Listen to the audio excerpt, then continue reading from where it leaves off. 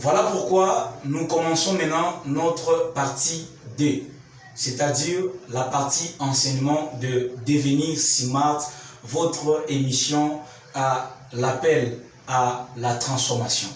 Alors, notre thématique de cet enseignement est la vision capitale spirituelle de la prospérité.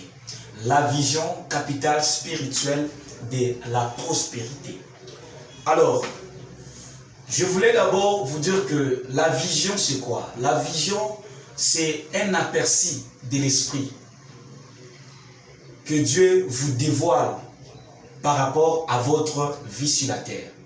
La vision peut être aussi définie comme le dévoilement des plans de Dieu pour votre vie sur la terre. La vision peut être aussi définie comme la découverte de votre fonction, de votre course, ou soit de votre mission sur la terre. Alors, maintenant, lorsque vous commencez à faire quoi? Vous découvrez cette vision, vous commencez maintenant à la poursuivre, c'est ce qu'on appelle un ministère.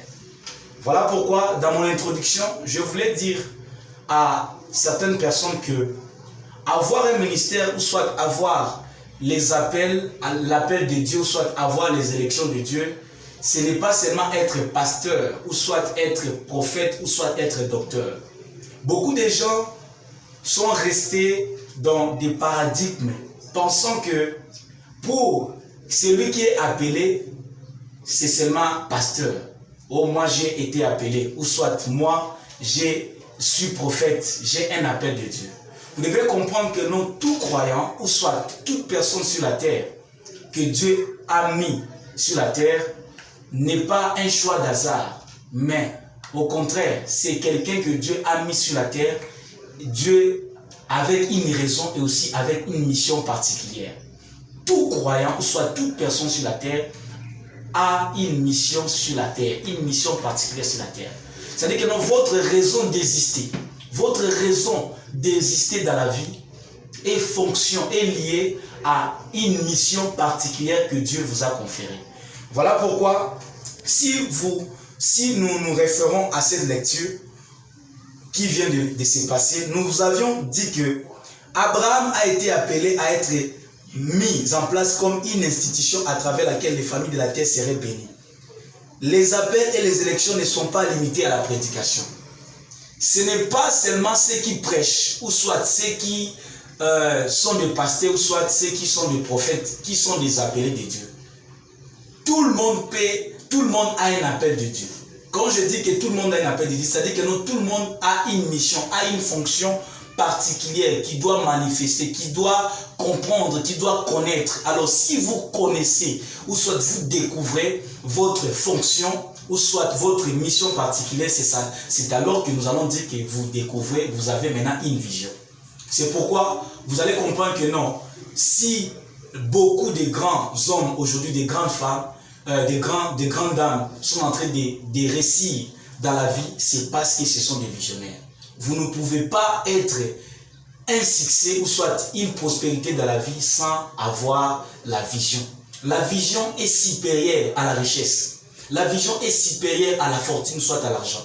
Tu peux avoir la fortune, mais si tu manques la vision, cette fortune, soit cette richesse finira toujours à faire quoi? À être détruite.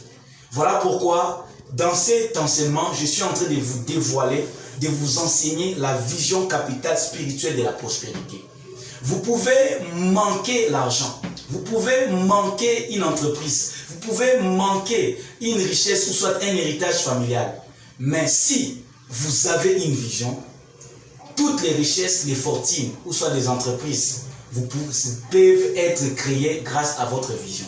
Vous allez découvrir aujourd'hui les géants dans la vie, les géants dans les mondes, les géants dans les ministères, les géants dans les entreprises, dans les affaires. Ce sont des visionnaires. C'est pourquoi vous devez savoir que celui qui est un visionnaire, c'est quelqu'un qui est un influenceur de la prospérité. C'est quelqu'un qui est un influenceur de la richesse. Ta vision peut influencer ta richesse. J'ai dit que la vision, c'est d'abord la découverte de votre fonction. Découvrez votre place. Où est-ce que Dieu vous a appelé? Joseph n'était pas pasteur. Mais Joseph, était qui? Était quelqu'un que Dieu avait donné une tâche, une mission de préserver les vies en Égypte. Grâce à sa mission et grâce à sa vision de préserver les vies en Égypte, il est devenu un premier ministre, quelqu'un qui est de la grande renommée, il est devenu une célébrité.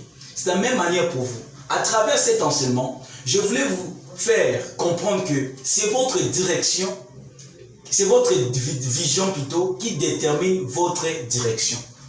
Et c'est votre direction dans la vision qui vous confère votre mission sur la terre. Et c'est aussi votre mission